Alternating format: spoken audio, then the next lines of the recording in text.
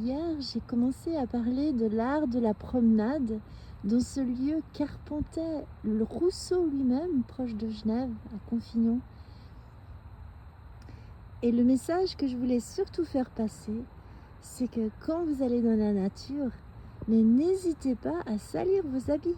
N'hésitez pas à vous mettre à genoux par terre ou vous asseoir par terre, à enlever les chaussures, parce que c'est connu, les pieds dans le fait de se mettre pieds nus dans la terre, ou même de toucher la terre, ou même de s'asseoir contre un arbre, quitte à salir ses habits,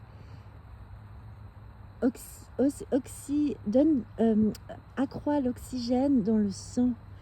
Et ça a une cascade de bénéfices que les gens qui peuvent se le permettre, par exemple Brian Johnson, il y a une machine qui permet de faire ça, mais on peut le faire gratuitement, de la manière que nos ancêtres le faisaient, en allant dehors et en touchant la terre avec son corps.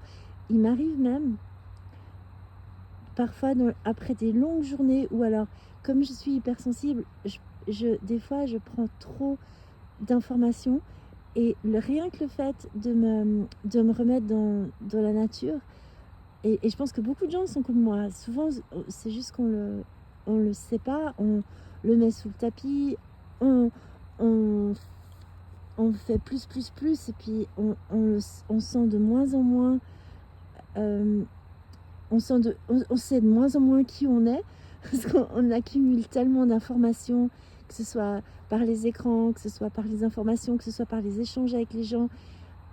Juste sur un plan tout à fait pragmatique, on accumule déjà beaucoup d'informations. Et le fait d'aller dans la nature, de se reconnecter à cet espace, c'est une forme de méditation en fait.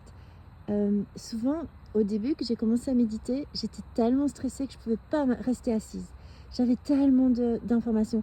Maintenant, j'arrive, mais si on a rien que le fait de sortir, de se coucher dans la terre ou de se salir, ça a des bénéfices tellement sous-estimés.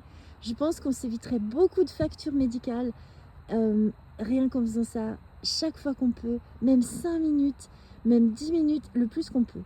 Voilà, j'espère que ceci aide au moins une personne. Partagez, commentez, ça peut aider d'autres. Merci pour votre écoute et à la prochaine.